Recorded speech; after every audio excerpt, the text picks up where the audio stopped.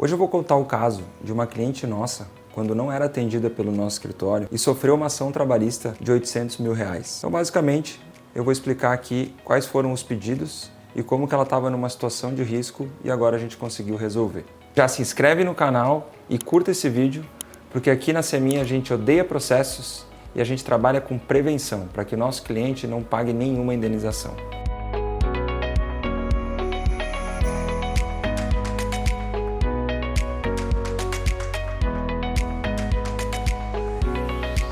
Essa empresa teve que pagar R$800 mil e não conseguiu nem ser parcelado. Recebeu uma notificação em 48 horas. É uma promotora de crédito, é uma promotora que por essência é vendas, então trabalham com vendas. É muito caro o custo de lançar todas as verbas na folha.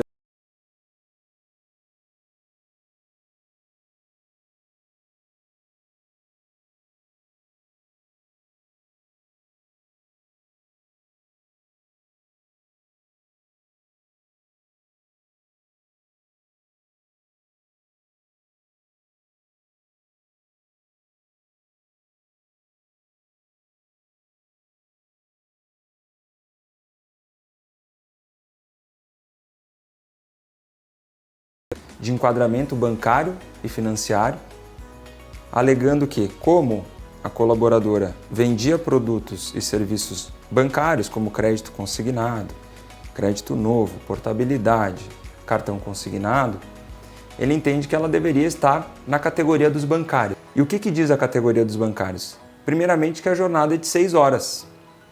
Ou seja, os bancários conquistaram a duras penas, é uma das convenções mais caras do país, eles conquistaram jornada de 6 horas.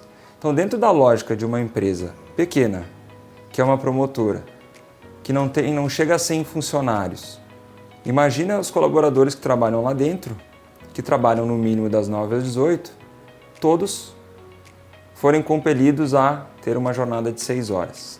Significa que todo dia é como se tivesse a empresa ter que pagar 7ª e 8ª hora como extra. Começou então com uma discussão de extra-folha que pediu o enquadramento bancário e financiário e ganhou a 7ª e 8ª. Mas além disso, o advogado ele pediu dano moral por ranking, por metas, ameaça de demissão. E ele pediu também a incorporação do salário extra-folha nas horas extras. Então significa que uma hora extra, ela não é mais apenas sobre o salário base de R$1.000 e tantos. Como ele ganhou o extra-folha, que ele conseguiu fazer a prova, que tinha as transferências bancárias, o salário foi transformado em R$6.500. Então o valor hora já aumentou e verba foi somando sobre verba. Então, por exemplo, o reflexo em 13º não era mais de R$1.000, o reflexo em 13º era de R$6.500.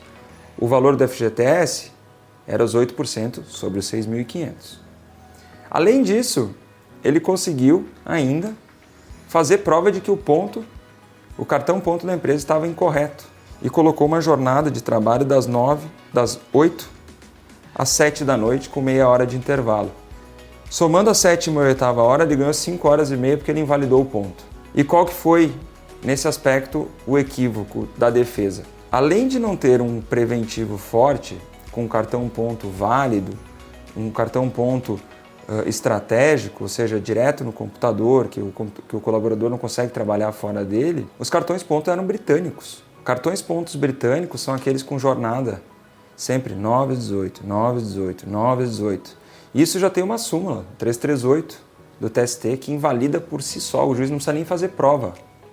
Se o cartão for em horário dito como britânico, ou seja, que são marcações exatas, ele é autoanulável. A colaboradora conseguiu ganhar esse pedido. Só que além da jornada de 6 horas, que ela ganhou a 7ª e 8ª como extra, vem todos os direitos da Convenção Coletiva dos Bancários. Ou seja, o auxílio refeição, o auxílio alimentação, vale cultura, uma série de outros benefícios que custam muito caro. O advogado fez prova na audiência de que ela vendia produtos e serviços bancários. Mas qual que foi o equívoco da defesa nesse aspecto? Quem foi como preposto na audiência foi o próprio empresário. E o que acontece? O empresário ele não tem conhecimento jurídico suficiente para ficar se defendendo de juízo de outro advogado. Então esse é o primeiro ponto. Nós aqui no escritório a gente nunca leva o nosso cliente, a gente leva sempre um preposto profissional, que é um advogado, preparado para responder as perguntas, treinado pela gente também e que conhece o processo. E aí o que aconteceu? Essa empresa teve que pagar R$800 mil e não conseguiu nem ser parcelado. Recebeu uma notificação em 48 horas. E o que a gente fez então, depois que essa empresa nos conheceu? A primeira coisa que a gente foi fazer um trabalho preventivo para estruturar essa empresa. Desde o enquadramento sindical adequado, para que não ficasse à mercê de interpretação de outro sindicato, bancário e financiário. Então a gente localizou um sindicato de correspondente bancário, enquadrou todos os colaboradores, fizemos um contrato de trabalho personalizado, com regras de premiação, com regras de jornada, com regras para justa causa, entregas de atestado.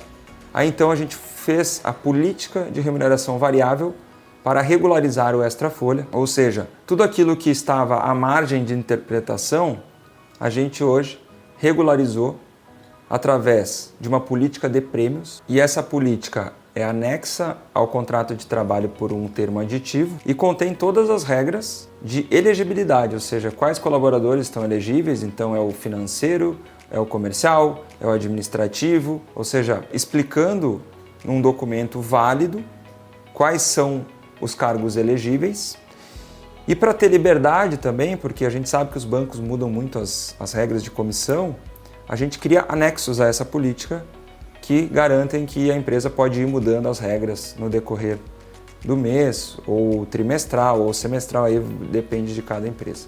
E aí, por fim, os prêmios pela CLT, desde que sejam prêmios de verdade, haja uma inteligência jurídica junto com o negócio para se caracterizar prêmios, eles não integram o salário. Ou seja, a única coisa que ficou refletindo foi o R$1.000 e tantos, então 13º, R$1.000 e tantos, rescisão sobre R$1.000 e tantos. Tudo que era prêmio, a gente conseguiu lançar de uma forma trabalhista e previdenciária a não refletir no salário. E aí, por fim, a gente fez então um regimento interno, formalizamos a cultura da empresa, diversas regras disciplinares, o que é uma advertência, o que é uma suspensão. Embora estejam no mercado financeiro, a gente tem que desenhar para o juiz como é que é essa cadeia de relacionamento. A gente tem que desenhar o que é o banco e o que faz o banco. É o banco que libera o empréstimo. A promotora apenas faz a intermediação da proposta, não aprova crédito. A gente tem que mostrar para o juiz que a gente não tem porta giratória, que a gente não faz DOC, que a gente não faz TED. A gente tem que mostrar para o juiz que o dinheiro dos empréstimos vem do banco, que a gente não é uma instituição regulada pelo Banco Central. Até o conceito de intermediação financeira que é confundido, ou seja, a gente só intermedia a venda, a gente não intermedia os recursos propriamente dito e ganhamos juros para sermos uma instituição financeira, né? Então isso tudo tem que estar muito claro numa defesa. O que faz um bancário? Um bancário é regulado pelo Banco Central, ele tem que fazer uma prova da Anbima. Ele tem que ter CPA 10 ou 20, a 10 no mínimo. O bancário, ele tem acesso a contas dos clientes. Um bancário faz transferências bancárias, assina termo de sigilo bancário. O bancário, ele faz aplicações de investimentos. Agora, a promotora de crédito, ela simplesmente cadastra propostas e o banco tem que aprovar a proposta. Ou seja, trabalha só na venda, então não tem como comparar o trabalho de um outro. Agora, se tu vai para um processo e aí tu leva lá o empresário sem um treinamento e o juiz olha para ele e pergunta: vocês vendem produtos bancários e ele está preparado para dizer sim, eu vendo? É uma confissão. E é por isso que eles sofreram essa condenação, eles e tantos outros. Tem casos que levam na audiência o próprio gestor, que confessa extra-folha, confessa cartão ponto, confessa um monte de coisa. Então vejam a complexidade de uma displicência em não ter um trabalho preventivo, achando que aquilo nunca vai acontecer contigo. E acontece porque tu paga um extra-folha. E às vezes não precisa ser uma extra-folha de 5 mil, às vezes é R$300, que leva a pessoa a buscar um advogado. E essa é uma história que na verdade é de um caso, de uma empresa, mas que acontece com muitas empresas. Sejam elas do mercado de correspondente bancário, que é um mercado de vendas, ou de qualquer mercado.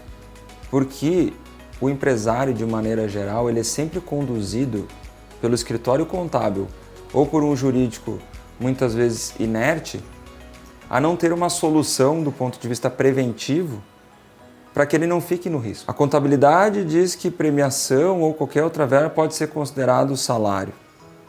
E aí orienta ele, então, a deixar como comissão na folha. Se ele faz isso, ele simplesmente inviabiliza o financeiro dele, a operação não gira.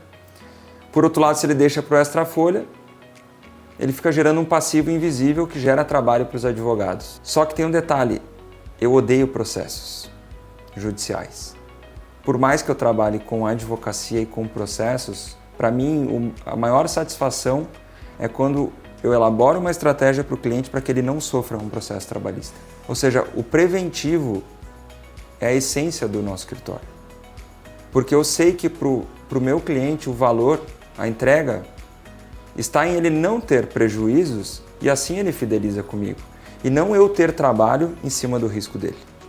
Então essa é a nossa filosofia aqui do escritório e é por isso que a gente criou um planejamento trabalhista que começa do zero e entrega tudo que o empreendedor precisa para poder dormir tranquilo e caso venha uma ação, saber que a gente vai poder defender ele de cabeça erguida, sem medo e até a última instância, não deixando que o colaborador ache que é fácil ganhar dinheiro dele, porque todo mundo entra com a ação.